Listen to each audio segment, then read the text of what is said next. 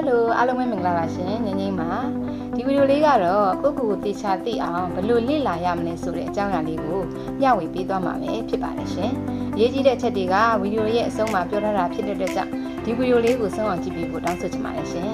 ဘာကြောင့်ဒီအကြောင်းအရာကိုမျှဝေရတယ်လဲဆိုရင်ငင်းငင်းကိုယ်တိုင်ဒီနည်းလမ်းတွေအတိုင်းတေချာလိုက်လုပ်ခဲ့ပြီးတော့ရရှိလာတဲ့အကျိုးရလဒ်ကဝါတကယ်ကိုအမှန်ခံပါပဲငင်းငင်းဆိုရင်တစ်ချိန်ကကိုကိုတေချာမသိတဲ့သူတွေမှာပါတယ်ကိုဘာလို့ချင်မှန်းဘာဖြစ်ချင်မှန်းဘာဝါသနာပါမှန်းတော့မသိခဲ့ပါဘူးပေါ့နော်တခုခုရွေးချယ်ရတော့မှဆိုရင်အမြဲတမ်းဒီကဖြစ်နေတတ်တယ်တွေ့ဝေနေတတ်တယ်အဲ့ဒါမကောင်းဘူးပေါ့နော်ဒါပေမဲ့ဒီနည်းလမ်းတွေကိုကိုယ်တိုင်ကျင့်သုံးပြီးတဲ့အခါမှာတော့မှန်ကန်တဲ့ကိုယ်နဲ့ကိုက်ညီတဲ့ရွေးချယ်မှုတွေဘဝအတွက်အရေးပါတဲ့ဆုံးဖြတ်ချက်တွေကိုတည်ချာချာလုပ်နိုင်ကြပါဒါကြောင့်ငင်းငင်းလို့ကိုကိုတေချာမသိချင်းကြောင့်ရရှိလာတဲ့ဆိုးကျိုးတွေမခံစားရအောင်ဒီဗီဒီယိုလေးကိုဆုံးအောင်ကြည့်သွားပါသင်ရောကိုတေချာသိပါလားကိုတေချာသိအောင်လေ့လာခြင်းဟာဘဝအတွက်အလွန်အရေးပါတဲ့အခြေခံအုတ်မြစ်တစ်ခုဖြစ်ပါတယ်ကိုပုံမနားလည်လာတာနဲ့အမျှဆုံးဖြတ်ချက်တွေပိုကောင်းလာမယ်စိတ်ခံစားမှုတွေကိုပုံမထိန်းချုပ်လာနိုင်မယ်ကိုယ့်ရဲ့အားသာချက်အားနည်းချက်တွေကိုသိမြင်လာပြီးတော့ပုံမကျင်တဲ့ပျော်ရွှင်ရှင်သန်နိုင်မှာဖြစ်ပါတယ်လောက်ရမယ့်ချက်ကတော့၅ချက်ထဲပါကဲစလိုက်ကြရအောင်နံပါတ်1အချက်ကကိုယ့်ရဲ့အတွေးတွေခံစားချက်တွေလုပ်ရက်တွေခြိုက်ဘာတွေရေးရမလဲဒီနေ့ဘာတွေဖြစ်သွားလဲဘယ်ရာကကိုယ့်ကိုစိတ်လှုပ်ရှားစီဝမ်းနည်းစီဒေါသထွက်စီကိုကဘယ်လိုတုံ့ပြန်ဖြစ်လဲကိုရှာဖွေတွေ့ရှိတဲ့အတွေးမြင်တဲ့တစ်ခုခုအဲ့ဒီຢာတွေကိုနေတိုင်းရေးတာမပြင်းပါနဲ့အဲ့လိုရေးမှတ်ခြင်းကဘာတွေအကျိုးရှိလဲဆိုရင်ကိုယ့်ရဲ့အတွေးတွေကိုရှင်းလင်းစေတယ်ခံစားချက်တွေကိုအမြင့်တက်ဖော်ထုတ်နိုင်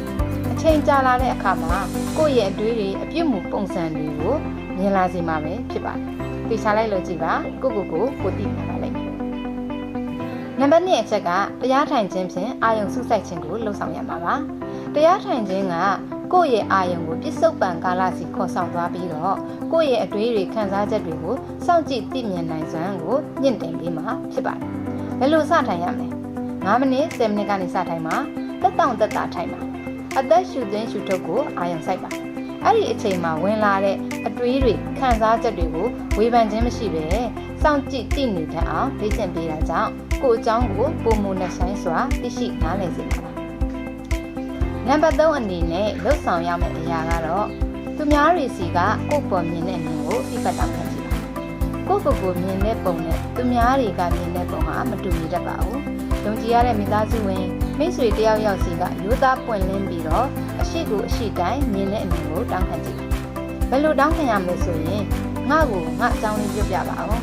ငါမှာဘယ်လိုအားသာချက်တွေရှိဘယ်လိုနေရာတွေတိုးတက်အောင်လှုပ်ဆောင်တင်လဲဆိုပြီးတော့မှဖွင့်ပြနိုင်ပါတယ်အဲ့ဒီမှာသတိထားရမှာက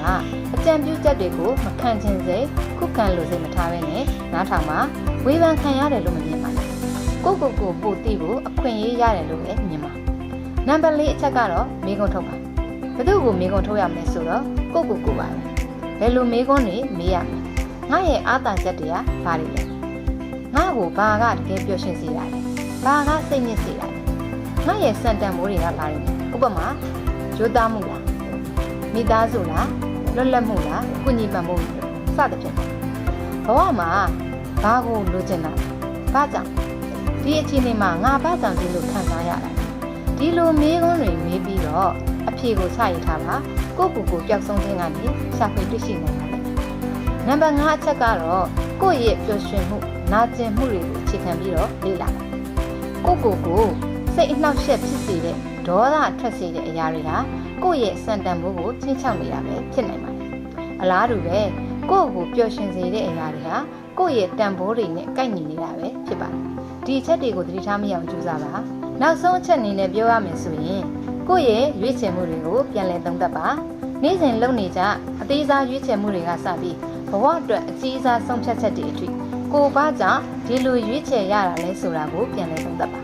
ဒါဟာကိုယ့်ရဲ့နှက်ဆိုင်တဲ့ယုံကြည်ချက်တွေစိုးရိမ်ပူပန်မှုတွေကိုထုတ်ဖော်ပြနေတာပဲဖြစ်ပါတယ်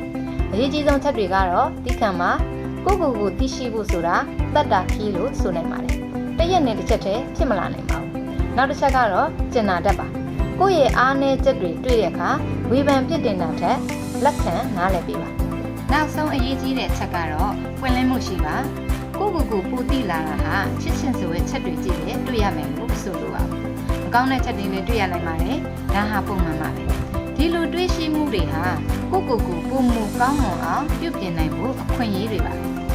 ကိုသိရှိခြင်းဟာကိုဘဝကိုပုံမတိပဲရှိစွာနေထိုင်နိုင်ဖို့ကိုနဲ့ကန့်ညီတဲ့ရွေးချယ်မှုတွေလုပ်ဖို့အတွက်ပထမဆုံးခြေလှမ်းပါတယ်။ဒီလမ်းကြောင်းလေးပေါ်ကိုစတင်လျှောက်လမ်းပါလို့တိုက်တွန်းလိုက်ပါတယ်။ဒီတော့ဒီဗီဒီယိုလေးကကိုယ့်အတွက်နောက်တစ်ခုကြံတယ်တစ်ခုရလိုက်တယ်ဆိုရင်နော်နင်းရဲ့ဒီ channel လေးကို like and subscribe လုပ်ပေးဖို့တောင်းဆိုပါတယ်ရှင်အားလုံးကိုကျေးဇူးတင်ပါတယ် see you next video bye bye